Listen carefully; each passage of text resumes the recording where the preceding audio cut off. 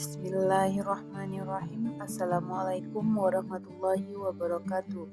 Baiklah, perkenalkan, nama saya Rizka Putri Wayuni, NIM 2030111126, akan mempresentasikan pembelajaran mengenai identifikasi ABKH dan asesmen, di mana pada kesempatan kali ini terdapat mata kuliah pendidikan inklusi yang diampu oleh dosen pembimbing kita, Ibu Adina Mufitaria.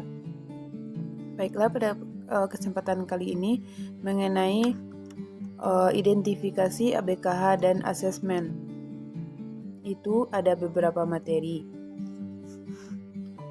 Identifikasi ABKH dan asesmen, pengertiannya bahwa asesmen pendidikan anak berkelainan adalah proses pengumpulan informasi yang relevan dengan kepentingan anak yang dilakukan secara sistematis dalam rangka pembuatan keputusan pengajaran atau layanan khusus. Dengan demikian, dimaknai bahwa asesmen anak berkebutuhan khusus adalah suatu proses pengumpulan informasi tentang anak secara menyeluruh yang berkenaan dengan kondisi dan karakteristik kelainan, kelebihan, dan kelemahan sebagai dasar dalam penyusunan program pembelajaran dan program kebutuhan khusus yang sesuai dengan kondisi dan kebutuhan anak tersebut. Identifikasi asesmen merupakan tahapan atau rangkaian kegiatan dari suatu proses pelayanan pendidik bagi anak-anak berkebutuhan khusus. Identifikasi sering disebut dengan sebagai kegiatan penjaringan, sedangkan asesmen disebut penyaringan. Kegiatan penjaringan biasanya belum tentu dilanjutkan kegiatan penyaringan. Kegiatan penyaringan sudah tentu dilakukan karena adanya kegiatan penjaringan. Dalam pelaksanaan, kegiatan identifikasi dapat dilakukan oleh guru dan pihak lain yang dekat dengan anak, seperti orang tua dan keluarga, sedangkan asesmen biasanya perlu melibatkan tenaga profesional yang ahli dalam bidangnya, seperti psikolog, sosiolog, dan terapis. Tujuan dan fungsi asesmen.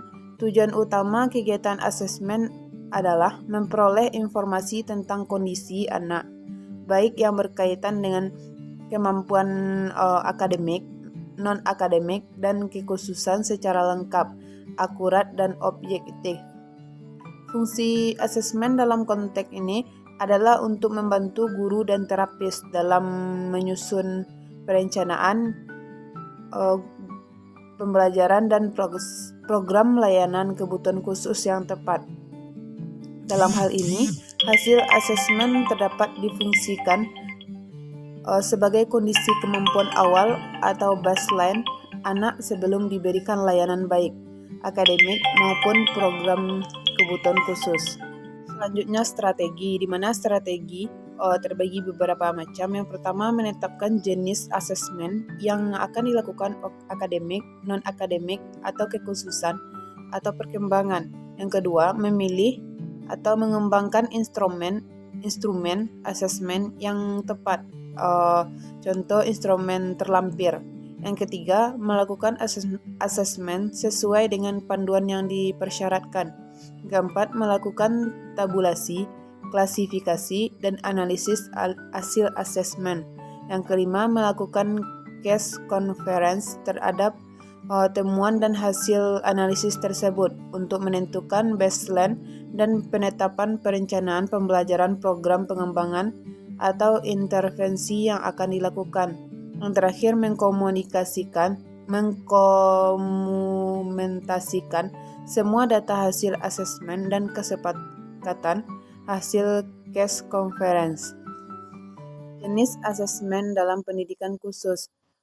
Yang A, asesmen akademik, suatu proses untuk mengetahui kondisi atau kemampuan peserta didik berkebutuhan khusus atau PDBK dalam bidang akademik. Yang B, asesmen non-akademik atau kekhususan, suatu proses untuk mengetahui kondisi PDBK yang berkaitan dengan jenis hambatan atau kelainan yang disandangnya secara mendalam, konferensi, dan akurat. Yang C, Asesmen perkembangan asesmen non-akademik atau perkembangan suatu proses untuk mengetahui kondisi perkembangan PDBK terkait kemampuan intelektual, emosi, perilaku, komunikasi yang sangat bermanfaat, penggunaan metode, strategi maupun pemilihan alat bantu yang tepat.